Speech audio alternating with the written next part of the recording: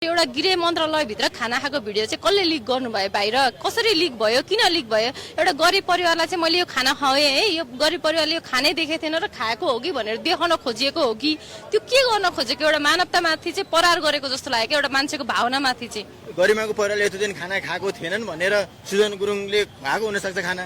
ल खानु भएको थिएन भने खुवाउनु भयो, तर त्यो कुरालाई बाहिर ल्याउन पर्ने त केही देख्दिनँ नि त मैले त, कसैले पनि देख्दिनँ कि तपाईँलाई मैले सहयोग गरेँ या दान गरेँ भने मैले दान गरेँ भनेर गर्ने होइन क्या, सहयोग गरेँ भन्ने होइन के, बुझ्नुभयो नि? त्यो दान पनि दान हुँदैन, सहयोग पनि सहयोग हुँदैन, त्यसरी बुझ्नुपर्छ।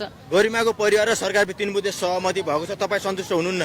म होइन, सिङ्गो राष्ट्र नै सन्तुष्ट छैन। के चाहिँ गर्नु पर्थ्यो त? हजुरको मेन भनेको कानुन संशोधन गरेर धारा 16 खारेज गर्नु पर्थ्यो र एउटा भनौँ न गुण्डालाई इन्काउन्टर गर्न मिल्ने देशमा एउटा अपराधी बलात्कारीलाई पनि इन्काउन्टर गर्ने सिस्टम भए पनि हुनु पर्थ्यो। नेपालको कानुनमा त फाँसीको सजाय, इन्काउन्टरको सजाय त छैन।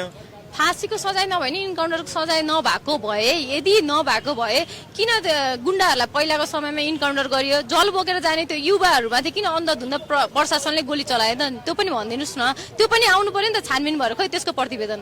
बलात्कार गर्नेलाई इन्काउन्टर गर्नु पर्यो। इन्काउन्टर भन्दा नि फाँसी नै हुनु पर्ने हो। यदि फाँसी छैन भने इन्काउन्टर हुनु पर्यो, यदि त्यो पनि छैन भने त्यो नानीको आँखा जसरी झिकेको हो, त्यो नानीको जिब्रो जसरी झिकेको छ होइन, त्यो नानीलाई जसरी कुर हत्या गरे त्यसको हत्या नि त्यसरी गर्नु पर्यो।